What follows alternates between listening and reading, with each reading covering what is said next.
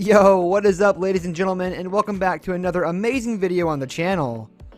I just want to quickly say that before we get into this video, for any of you guys who are watching right now, be sure to subscribe to the channel as well as smashing a like on this video if you do enjoy. So as you can tell by the title and thumbnail, in today's video, we're going to be looking at 5 insane sexual traditions around the world. Anyways, enough messing around. The video's about to get crazy. Let's jump right into it. Okay, so coming in on our number 1 spot, we've got Suzu. So if you travel to Ait and visit the waterfalls of Sadao during the month of July, you may witness quite a ritual. Voodoo practitioners make this journey each summer to worship the goddess of love.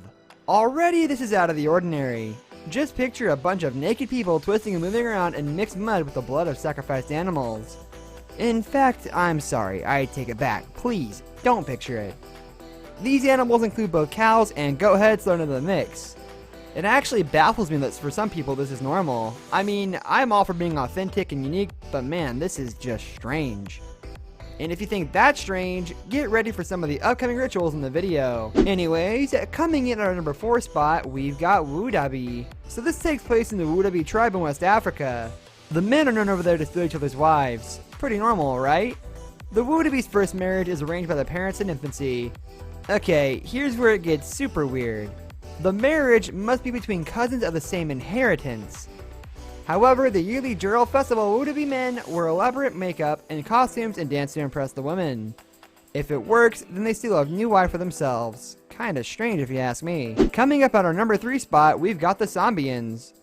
To become a so-called man in this primitive tribe, boys are removed from the presence of all females from the age of 7. They're all forced to live with other males for 10 years. During the 10 years, the skin is pierced to remove any contamination brought on upon by the women. For the same reason, they also regularly incur nose bleeding and vomiting, caused by consuming large amounts of sugarcane. To top it all off, they're required to ingest the semen of their elders. Okay, now this is just stupidly weird at this point. This is apparently supposed to sustain growth and strength of the boy. I know there's traditions, but this is a bit far if you ask me. Next up, at our number 2 spot, we've got the Trobrianders. These islanders from a remote tribe in Papua seem like a case study in the ultimate consequences of the sexual revolution.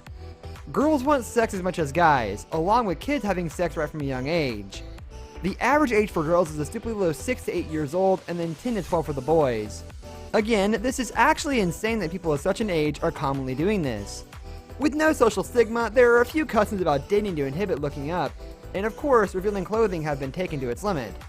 Girls are actively walking around topless.